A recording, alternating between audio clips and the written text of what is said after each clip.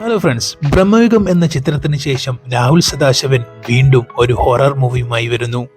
കൂടുതൽ വിവരങ്ങൾ അറിയുന്നതിന് മുന്നേ ചാനൽ ആദ്യമായി കാണുന്നവരാണെങ്കിൽ സബ്സ്ക്രൈബ് ചെയ്യാനും വീഡിയോ മുഴുവനും കണ്ട് നിങ്ങളുടെ അഭിപ്രായം കമന്റ് ബോക്സ് രേഖപ്പെടുത്താനും മറക്കരുത്.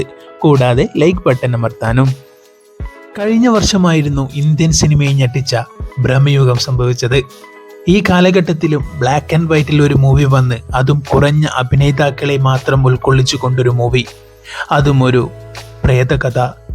എന്നിട്ടും ചിത്രം സൂപ്പർ ഡ്യൂപ്പർ ഹിറ്റായി.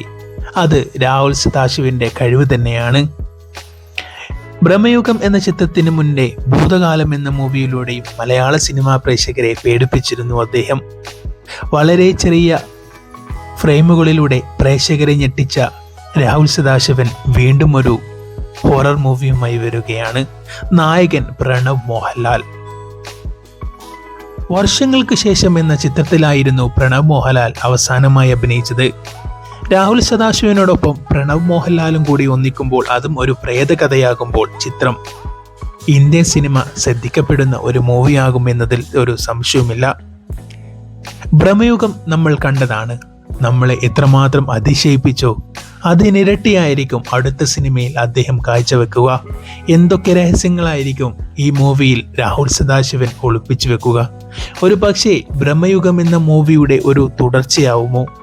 മമ്മൂട്ടിയും പ്രണവ് മോഹൻലാലും അതിൽ ഒന്നിക്കുമോ? അങ്ങനെയെങ്കിൽ ചിത്രം വേറെ ലെവലായിരിക്കും. കാരണം മമ്മൂട്ടിയുടെ മകനായ ദുൽഖറുമൊത്ത് ഇതുവരെ ഒരു സിനിമ അദ്ദേഹം അഭിനയിച്ചിട്ടില്ല. അപ്പോഴാണ് മമ്മൂട്ടിയുടെ ഉറ്റ സുഹൃത്ത് മോഹൻലാലിന്റെ മകനുമൊത്ത് ഒരു സിനിമ. അത് ചരിത്രമാകും. ഇപ്പോൾ മലയാള സിനിമയിൽ ഒരു ഹൊറർ മൂവി എടുത്ത് സിനിമാ പ്രേക്ഷകരെ ആകാംക്ഷയുടെ മുൾമുനയിൽ നിർത്താൻ കഴിവുള്ള ഏക സംവിധായകൻ രാഹുൽ സദാശിവൻ തന്നെയാണ്.